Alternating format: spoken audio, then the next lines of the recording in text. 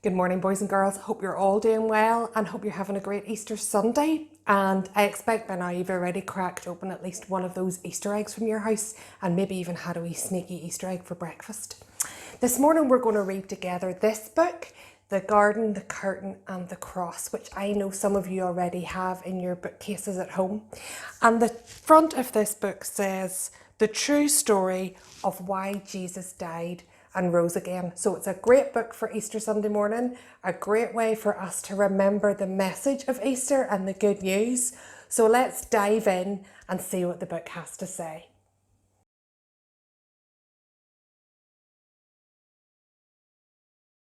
A very long time ago, right here in this world, there was a garden. In the garden, everything was wonderful. The world was full of laughing and playing and smiling and fun. There was nothing bad ever. There was no one sad ever. And best of all, God was there. He had made it all. He was in charge of it all. He loved it all. People could see God and speak to God and just enjoy being with God.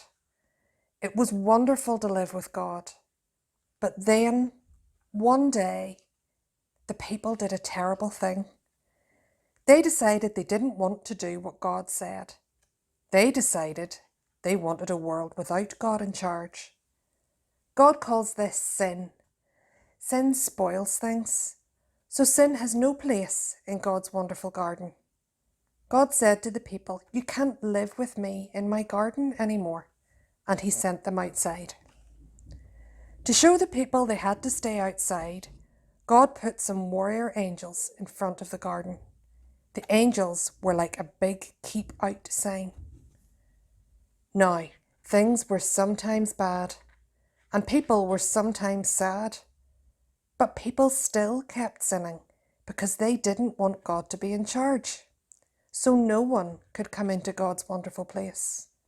God said, "Because of your sin, you can't come in." God wanted people to remember, it is wonderful to live with him, but because of your sin, you can't come in. So he told the people to build a special building called his temple where he would live. In the middle of the temple was the most wonderful place in the world, the place where God was, with nothing bad and nothing sad. It was very exciting. But then God told people to put a big curtain around this wonderful place. The curtain had pictures of warrior angels on it. It was a big keep out sign. For hundreds of years, the temple curtain reminded people that God said, "It is wonderful to live with him, but because of your sin, you can't come in." Babies became grown-ups and had babies. And those babies became grown-ups and had babies. And those babies became grown-ups and had babies. Hundreds of summers and winters passed by, and the keep-out curtain stayed in the temple. Then, one day, God's Son came to live in this world as a person. He was called Jesus. Jesus always did what God said.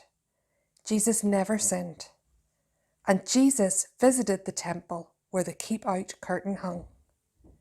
Jesus knew that things were sometimes bad and sometimes sad. Jesus said that God had sent him to open the way back to God's wonderful place, where there would be nothing bad and no one sad. But people still didn't want to let God be in charge. So they decided to put Jesus on a cross to die. It was the most bad thing that had ever happened. It was the most sad day of all time. But Jesus had a plan. He had always planned to die on the cross. What a strange plan. Why would God's Son plan to die? On the cross, Jesus took our sin, all the bad things we do, and all the sad things they cause. Jesus took them all from us. And when he did, something amazing, astonishing, astounding happened. The curtain tore. God had ripped up the keep out sign. God's wonderful place is open again. Because Jesus died, we can go in. After Jesus died, his friends put him in a tomb. They were very sad. For 2 days, nothing happened. Then, the next morning, Jesus' friends went to see his body in the tomb, and it wasn't there. A little later on, Jesus' friends were all together, and suddenly Jesus was there, alive. Suddenly, his friends weren't sad. Now they were so happy. God had brought Jesus back to life so that he could live in God's wonderful place forever. And Jesus has sent everyone an invitation to come and live with him there too. He tells us, God says it is wonderful to live with him. Because of your sin, you can't come in. But I died on the cross to take your sin, so all my friends can now come in. We can live with God forever. There will be nothing bad and no one sad. We will see God and speak to God and just enjoy being with God, just as he planned. It will be wonderful to live with him, and it's all because of Jesus. We will say every day, thank you, Jesus, you're amazing. And you can start saying that today.